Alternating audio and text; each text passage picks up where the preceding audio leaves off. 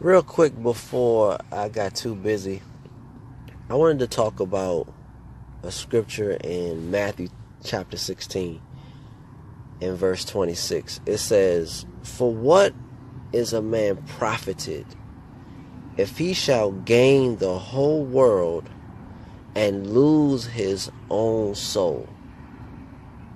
Or what shall a man give in exchange for his soul?"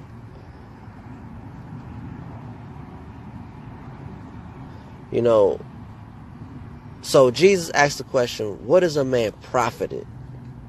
Or in other words, how does this benefit you if you gain the whole world and lose his own soul?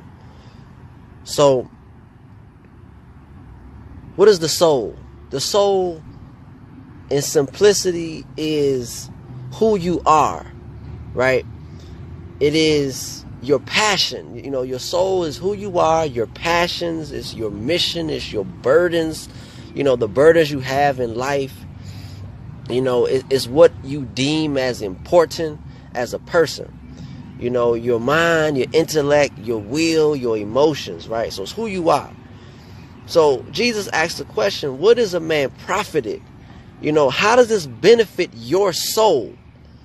What does your soul gain? What do you get out of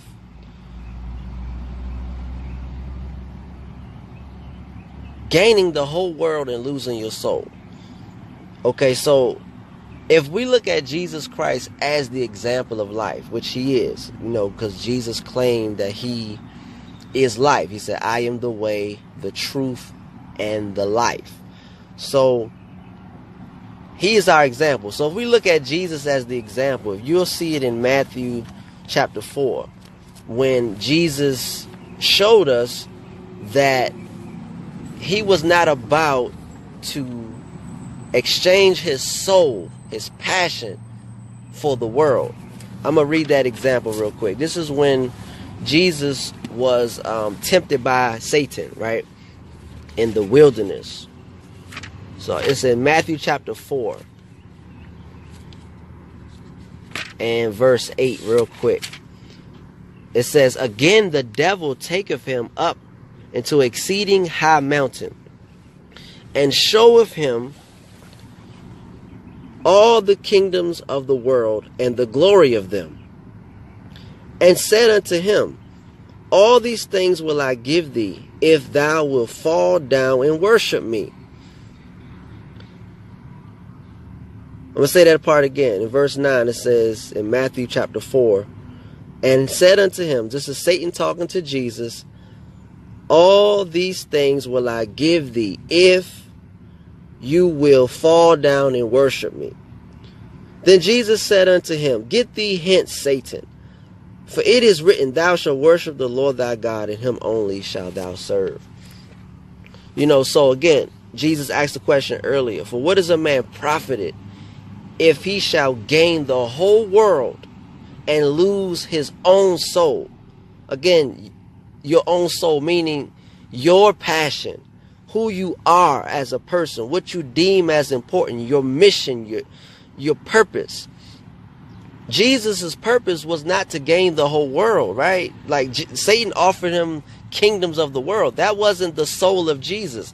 Jesus's mission, what his passion was, the passion of Christ, is, as the movie called it, his passion was the people. He wanted to give his life on the behalf of you and me, so that we wouldn't have to die and go to hell, right? He gave his life in exchange for ours. So to offer him the world did not profit his soul.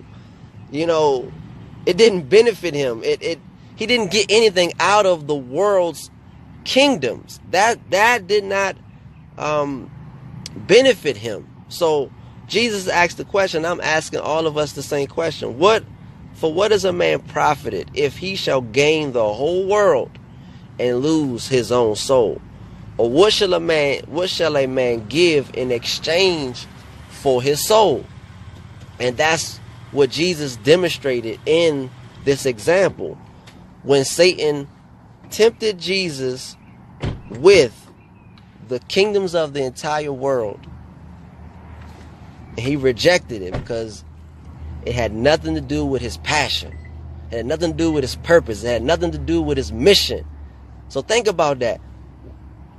A lot of times we're distracted with other people's passions, other people's purposes, what other people think we should be doing. But what does it profit you if you get all these things in the world, if it doesn't benefit your mission, your purpose, your passion, your burden, the things that you deem as important, the things that's dear to your soul as an individual? But that's all. I just wanted to say that real quick. Think about the example of Jesus Christ, how he didn't just take that bait, but really it's not a major temptation if you know what your burden is, your passion, your purpose. You know what's important to you as an individual. So all the kingdoms of the world are not relevant to that. Jesus came to die for you and our sins, so think about what your passion is, and don't be distracted or taken off course by all the kingdoms of the world or whatever someone else has to offer you when it has nothing to do with your burden.